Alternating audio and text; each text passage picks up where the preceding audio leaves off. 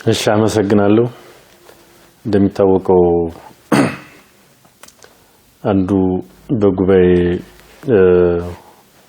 ውሳኔ ጋር ተያይዞ አቅጣጫ የተቀመጠው ትልቁ ተግባር ከዚህ ህግ ከማስከበር ጋር ተያይዞ እንደ ሀገር ሰላም ከማስፈን ጋር ተያይዞ ያለው አጀንዳ ነው። ሁላችንም እንደምንረዳው ለሁሉም ነገር መነሻ ሰላም ነው። እንደ ሀገር ሰላም ሲኖር ነው ብዙ ነገር የሚኖረው። በክልሎች መካከል ሰላም ሲኖር ነው መልካም ነገር የሚኖረው። በሆነ አካባቢ በቤተሰብ ጭምር ሰላም ሲኖር ነው ሁሉም ነገር የሚኖረው። ስለሆነም ለሰላም ትኩረት ከመስጠት አኳያ እንደ ሀገር መንግስት በትልቁ ብዙ ስራዎችን እየሰራ ያለበት ሁኔታ ነው ያለው። በተለይ ከሪፎርም ጋር ተያይዞ እነዚህ ትልልቅ ተቋማትም መንግስት የሄደበት ርቀት በተለይ ጊዜውን የሚመጥን ወቅቱን የሚመጥን ሪፎርም ከማድረግ አኳያ ብዙ ስራዎች ተሰርተዋል። እንደ ሀገር ተጨባጭ ለውጥ መጥቷል። አስቻይ ሁኔታም እየተፈጠረ ያለበት ሁኔታ ነው ያለው። ከዛ በተረፈ በክልሎችም ቢሆን ብዙ መልካም የሚባሉ ስራዎችን እየተሰሩ ነው። ለውጡን ለማደናቀፍ ይሄ ነጠላ ሐሳብ ያለው ነጠላ አቋም ያለው የኔ ብቻ ሐሳብ መከበር አለበት የሚል አካል ያለው በባለፉት 6 አመታት የኢትዮጵያን ህዝብ ረብሿል።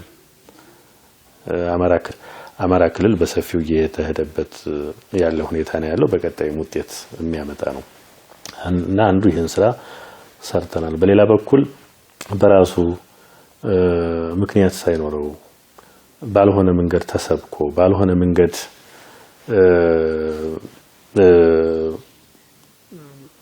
ብዙ መረጃዎችን እውነተኛ ያልሆኑ መረጃዎችን ይዞ በመንግስት ላይ በህዝብ ላይ ጦርነት የከፈተው አካል ቢሆን ብዙ ንግግር በማድረግ ብዙ ውይይት በማድረግ እንዳልኩህ እጅ የሚሰጡት ብዙ ናቸው።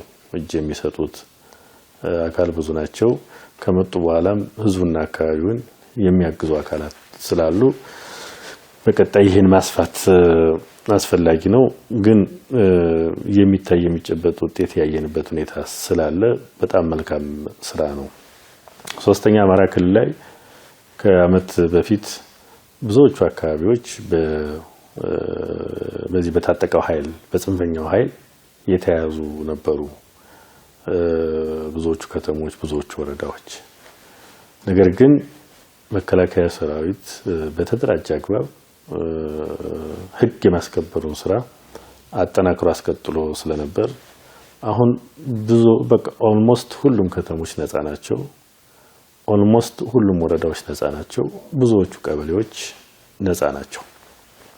ስለሆነም የመከላከያ ሰራዊት ኮሚትመንት ያመጣው ውጤት ሁልጊዜ የማይረሳ ነው። ምክንያቱም ለሀገር የቆመ ትልቅ ተቋም ስለሆነ የአማራ ክልል ህዝብም ትልቅ ክብር አለው ለዚህ ተቋም ለሰራዊቱም ጭምር ማለት ነው። ከዛ በተጨማሪ የአካባቢው የጸጥታ መዋቅር ከአመታት በፊት ብዙ ጉዳት ደርሶበት ስለነበረ እንደገና ኃይል የማሰባሰብ የማደራጀት የማሰልጠን ራሱን እንዲከላከል አካባቢውን እንዲከላከል የማድረግ አካባቢው ላይ የተፈጠረውን ችግር ራሱን እንዲያርም እንዲያስተካክል በማድረግ ረገድ እየተሄደበት ያለው ስራ ብዙ ውጤትን አምጥቷል። ስለሆነም ክልሉ በብዙ አካባቢዎች ራሱን ችሎ ለመምራት የአካባቢውን የጸጥታ መዋቅር በማሰልጠን በማደራጀት በማጠናከር ሰፊ ስራዎች ስለተሰሩ አሁን መልካም የሚባል ውጤት መጥቷል። ያ ማለት ምን ማለት ነው? ልክ እንደ መከላከያ ሰራዊት አሁን ህዝቡ በአካባቢ የጸጥታ መዋቅር የመደሰት የአካባቢውን የጸጥታ መዋቅር የመቀበል የአካባቢውን የጸጥታ መዋቅር የመደገፍ ዝንባሌ ነው ያለውና የአካባቢው የጸጥታ መዋቅር እየተጠናከረ መምጣቱ አንዱ